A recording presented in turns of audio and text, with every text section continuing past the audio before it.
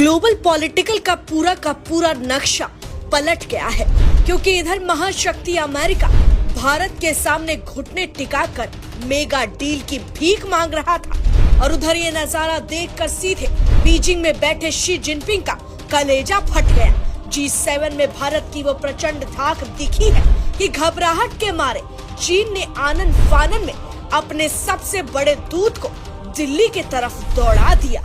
डोभाल की एक चाल पर चीन की विसात फेल हो गई। इतिहास गवाह बन रहा है दुनिया पर भारत के इस महाराज का।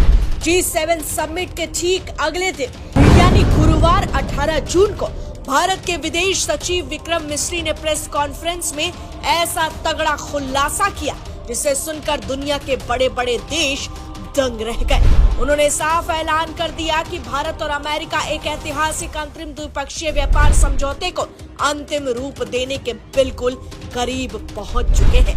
कूटनीति की टेबल पर खुद अमेरिकी राष्ट्रपति ने पीएम मोदी की कड़क कूटनीति का लोहा माना और उन्हें दुनिया का सबसे सख्त और कड़क रणनीतिकार बताते हुए अपनी टीम को आदेश दिया कि इस ट्रेड डील को तुरंत साइन करो।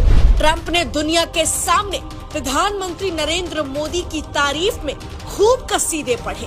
अब भारत की ताकत का असर देखिए।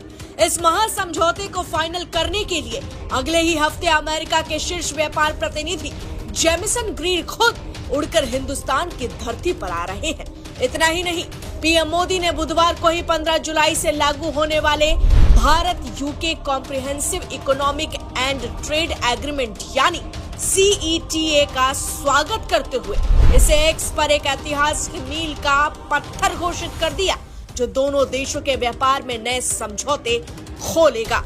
और इसे कहते हैं नए भारत की महाशक्ति, जब दुनिया के सुपर पावर्स भारत की चौखट पर लाइन लगाकर खड़े हों।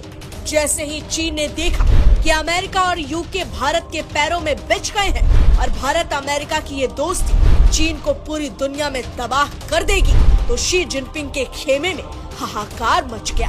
पश्चिम के साथ चल रहे भयंकर ट्रेड वॉर और अमेरिकी घेराबंदी से डरा सहमा चीन ब्रिक्स को एक मजबूत पश्चिम विरोधी ब्लॉक के रूप में दिखाना चाहता है और ड्रैगन को अच्छी तरह पता है कि भारत के सहयोग के बिना वो दुनिया में खाक भी नहीं कर सकता।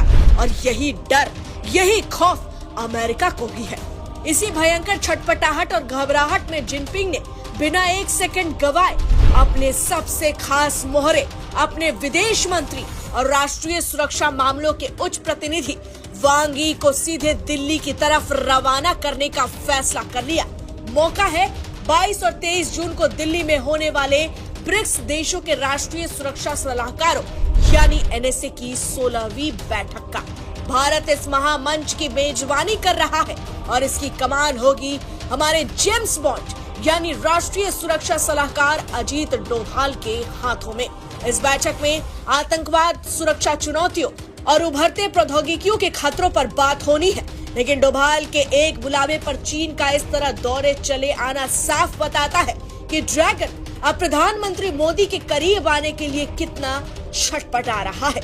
लेकिन चीन कान खोलकर सुन ले, ये वो पुराना भारत नहीं है जो तुम्हारी चिकनी चुपड़ी बातों में आ जाए। चीन की हमेशा से चाल रही है कि सीमा विवाद को ठंडे बस्ते में दबा दो और भारत के साथ अपना धंधा चमकाओ। लेकिन मोदी सरकार का रुख लोहे जैसा सख्त है। अजीत डोभाल इस बैठक में चीन के दूत वांग यी के सामने डैपसांग और डेमचोक जैसे रणनीतिक इलाकों से चीनी सैनिकों की पूर्ण वापसी का मुद्दा सीधे टेबल पर पलटने वाले हैं। हालांकि सैन्य वार्ताओं से कुछ विवादित बिंदुओं से सैनिक आंशिक रूप से पीछे हटे, लेकिन पूर्ण सैन्य वापसी और गश्त यानी पेट्रोलिंग के अधिकारों को लेकर गतिरोध अब भी बरकरार है और LAC पर दोनों ओर से भारी सैन्य तैनाती है। भारत ने दो टूक कह दिया है कि जब सीमा पर पूर्ण शांति और स्थिरता बहाल नहीं होगी, तब तक चीन के साथ संबंध सामान्य हो ही नहीं सकते। ये मुलाकात चीन की कथनी और करनी को परखने का सबसे बड़ा और अंतिम कूटनीतिक टेस्ट होने वाली है। तो दोस्तों, आज पूरी दुनिया अपनी खुली आंखों से देख रही है कि वैश्विक कूटनीति का असली सिकंदर कौन है।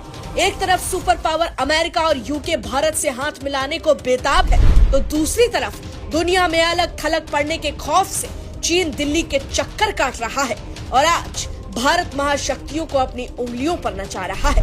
और अगर आप भी भारत की इस प्रचंड कूटनीतिक ताकत और देश के नेतृत्व पर गर्व महसूस कर रहे हैं तो इस वीडियो को हर एक ग्रुप में आग की तरह शेयर कर दें।